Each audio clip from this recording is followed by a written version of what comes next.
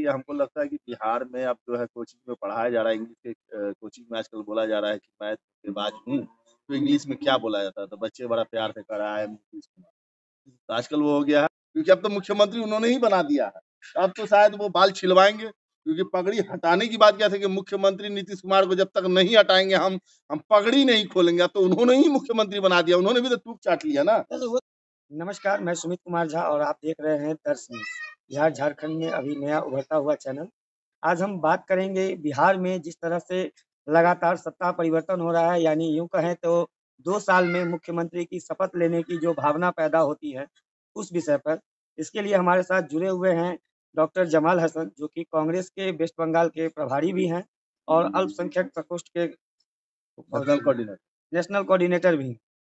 आज हम इनसे जानना चाहेंगे कि चूंकि 2 साल महागठबंधन की सरकार थी, नीतीश कुमार ने पहल भी किया था इंडिया गठबंधन बनाने का, और फिर वो आप इधर आ चुके हैं, जो कि वो बताते हैं कि पहले जहाँ थे वहाँ आ गए हैं। इस पर क्या कहेंगे सर? देखिए, सबसे पहले तो मैं आपका शुक्रिया अदा करूँगा कि आपके चैनल पर मुझे बोलने का मौका मिला।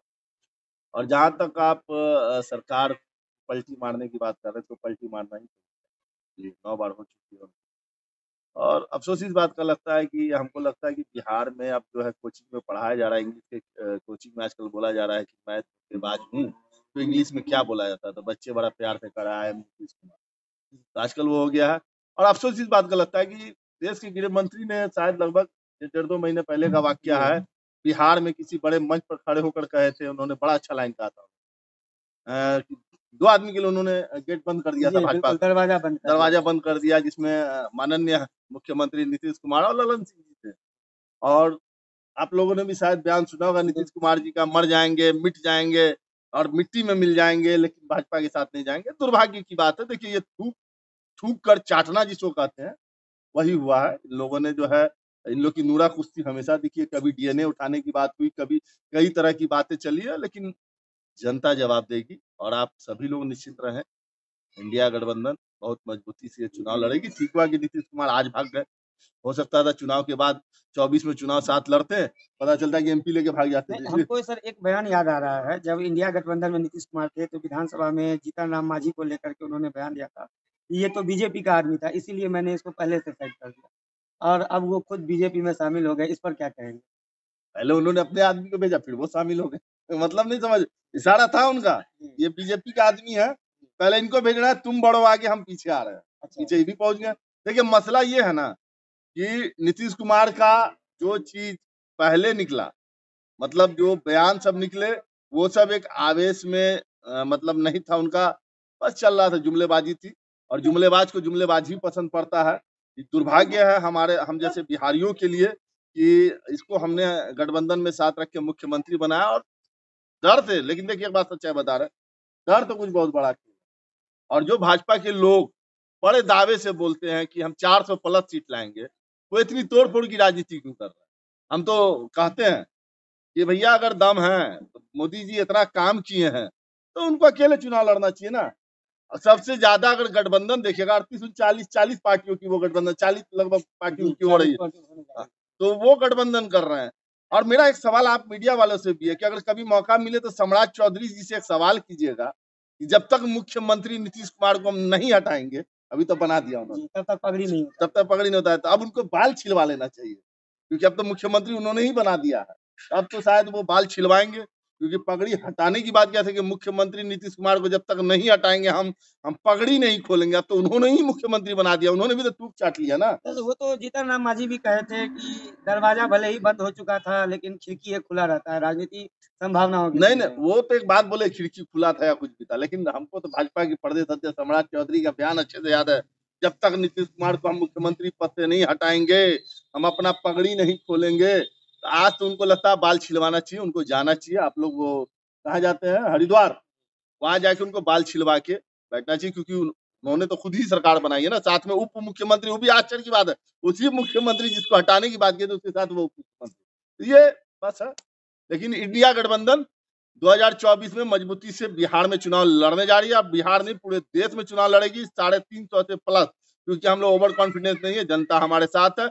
महंगाई और बेरोजगारी जैसे मतलब ज्वलंत मुद्दे पर मुझे नहीं लगता है कि जनता इन लोगों को साथ देगी। इन लोगों को इस बार जो है धूल चटाकर जनता दम लेगी। लेकिन बिहार में तो मोदी बीजेपी भी कह रही है और नीतीश जी भी कह रहे हैं कि इस बार फिर से 40 के 40 जो है तो लेकर के जा रहे हैं वो लोग। शायद मुझे लगता है कि जनता से बड़े हैं। जनता जनता को महंगाई भूल जाएगी, जनता बेरोजगारी भूल जाएगी, जनता भ्रष्टाचार भूल जाएगी, जनता सब कुछ भूल जाएगी। नीतीश कुमार तो विकास पुरुष है ना। अरे हम तो क्या कहें, जब तक नीतीश कुमार हमारे साथ थे गठबंधन में तो वो विनाश पुरुष थे, वो मतलब जंगल राज लाए हुए थे। अब सब होगा, विकास पुरुष भी होंगे, मंगल राज भी होगा, युग पुरुष भी होंगे, मतलब वो तो अब तो सबसे बड़े कल्याणी पुरुष होंगे, अभी सब कुछ होगा उनका। अरे एक चीज़ और बिहार में अभी देखने को मिल रहा है, जब से सरकार पलटी है तो कांग्रेस के जो 16 विधायक हैं वो सभी जो है सो हैदराबाद शिफ्ट हैं। इधर सुनने में आ रहा है कि जदयू के भी 6 विधायक आरजेडी के संपर्क में हैं। या 12 तारीख को जो फ्लोर टेस्ट है उसमें कुछ खेला होने जा रहा है महागठबंधन में? देखिए, हमारा नेचुरली बात आप लोग सभी को पता है कि बीजेपी जो है खरीद फरोख्त का धंधा बहुत करती है। देश में महँगाई कंट्रोल नहीं कर पाई, बेरोज़गारी ठीक नहीं कर पाई, सब कुछ नहीं कर पाई। लेकिन खरीद फरोख्त के लिए उनके पास संपत्ति आ जाती है, 50 करोड़, 100 करोड़, 200 करोड़ का आ जाता है। तो हमने अपने विधायक को हटाया भाई, हम अपने विधायक को अपनी जगह पर रखे हुए हैं। तो उसी बात फ्लोर टेस्ट का वेट तो कीजिए, 12 तारीख को खेला होगा, क्योंकि आपको 6 विधायक का है, हमको तो 17 विधायक का मालूम है कि जो जदयू के 17 विधायक लापता हैं, जो कई न्यूज़ में भी घूम रहे हैं, 17 विधायक लापता। भाई कोई भी, अब आप सोचिए ना कि जिन विधायकों में ये जमीर बचा होगा कि जिन्होंने मोदी के खिलाफ अपनी बात रखी, अब आप सोचिए ना कि जदयू और बीजेपी के वर्कर आपस में कैसे चुनाव लड़ेंगे। उनको जब मिलकर लड़ना है, जो कल तक मोदी जी की बुराई कर रहे थे, जो कल तक नीतीश कुमार जी की बुराई कर रहे थे, अब एक मंच पर दोनों को मोदी जिंदाबाद, नीतीश जिंदाबाद, हो सकता है कहीं किसी के मुंह से स्लिप कर जाए मोदी मुर्दाबाद, नीतीश कुमार मुर्दाबाद।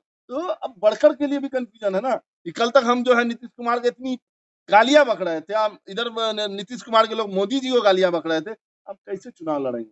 तो कहने के लिए तो ये भी ना बीजेपी कह रही है कि इंडिया गठबंधन में अभी तक खुद जो है ना सीट बंटवारे पे फैसला हो रहा है। जहाँ तक बात करें अब यूपी की भी तो देख लीजिए, जयंत सिंह जो है तो अलग होने जा रहे हैं, कल जो मिला है उनको अभी जयंत देखिए सिंह को। देखिए एक बात आपको मैं बता दूं, ये दौर में वही लड़ सकता है जो गांधीवादी विचारधारा का समर्थक। जो गैर गांधीवादी विचारधारा के, गोडसे विचारधारा के समर्थक होंगे वो नहीं लड़ सकते। जो सावरकर विचारधारा के लोग हैं वो नहीं लड़ सकते। लड़ेगा इस दौर में वही जो गांधीवादी विचारधारा का समर्थक होगा। तो इस बात को आप जान लीजिए, जयंत चौधरी सब क्या है, सबको अपना बेनिफिट देखिए। मामला सबसे बड़ी तो जनता को देख रही है ना कि महंगाई बेरोजगारी के खिलाफ आज हमारा नेता राहुल गांधी सड़कों पर घूम रहा है। क्या जरूरत है उसको 5 न्याय यात्रा लेके जो घूम रहे हैं, क्या जरूरत है? क्या उनको किसी चीज की दिक्कत है? लेकिन नहीं, वो अपने लिए नहीं, देश की जनता के लिए रोड पर है। तो इस दौर में जो लड़ सकता है वो हमारे साथ है, जो नहीं लड़ पा रहा है वो एक लाइन सुना होगा आपने, गिरते हैं सवारी मैदान जंग में, वो तिफल क्या गिरेगा जो घुटनों के बल चले। ये सब घुटनों के बल चलने वाले लोग हैं, जो हट रहे हैं, अच्छी बात है, वैकेंट होना चाहिए ना। इन लोगों का भी तो रूप दिख रहा है ना कि आज देश में महंगाई, बेरोजगारी, भ्रष्टाचार, महिलाओं के साथ आए दिन जो है मतलब हर तरह की घटनाएं हो रही है। हमारा सीमा सुरक्षा बल कमजोर, तब आप जाके मोदी जी के साथ खड़े हो रहा है, तो अफसोस की बात है।